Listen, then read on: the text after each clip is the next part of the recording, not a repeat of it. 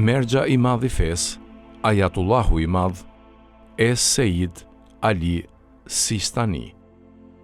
Me emrin e Allahut, të gjithë mëshirshmit, mëshirplotit, të gjithë mbahuni fort për ilitarin e Allahut dhe mos u përçani.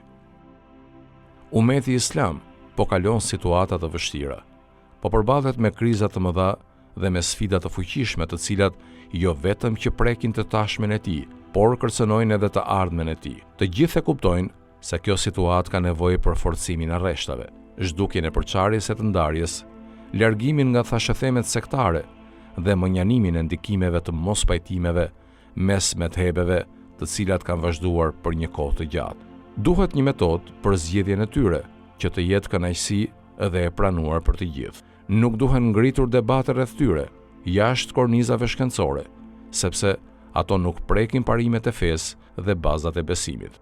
Të gjithë muslimanët besojnë në Allahun e vetëm e të pashok, besojnë në mesazhin e profetit të zgjedhur, Muhamedit, paqja dhe bekimet e Allahut qofshin mbi të dhe mbi familjen e tij. Besojnë në ringjalljen, besojnë se Kurani, të cilin e ka ruajtur Allahu nga ndryshimi dhe suneti i nderuar i profetit, janë burimi i rregullave dhe i ligjeve të sheriatit.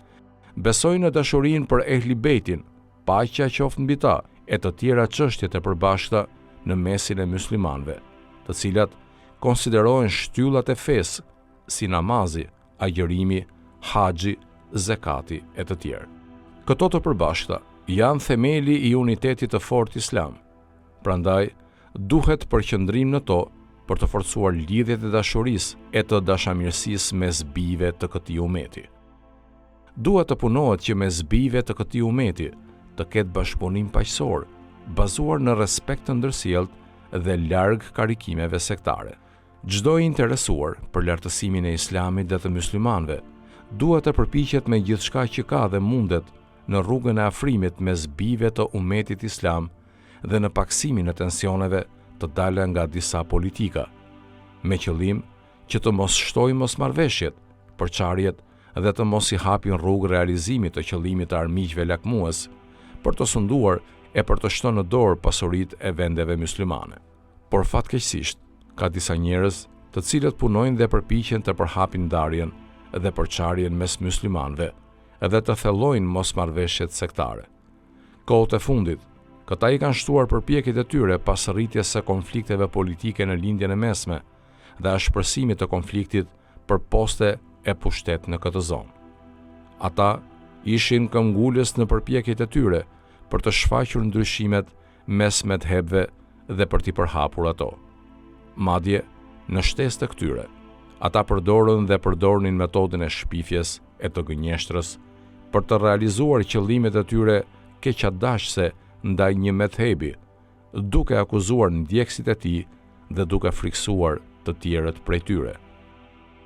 Në kornizat e këtij projekti, disa mjete informative, her pas here nëpërmjet stacioneve satelitore, faqeve të internetit, revistave e të tjerë, shpërndajnë fetva të habitshme, të cilat i bëjnë keq methebeve dhe grupeve të tjera islame. Disa prej këtyre fetvave të habitshme i vishen Saidit të nderuar për ta ofenduar dhe për ta nënvlerësuar pozitën e tij të lartë dhe për të nxitur konfliktin mes methebeve dhe grupeve islame.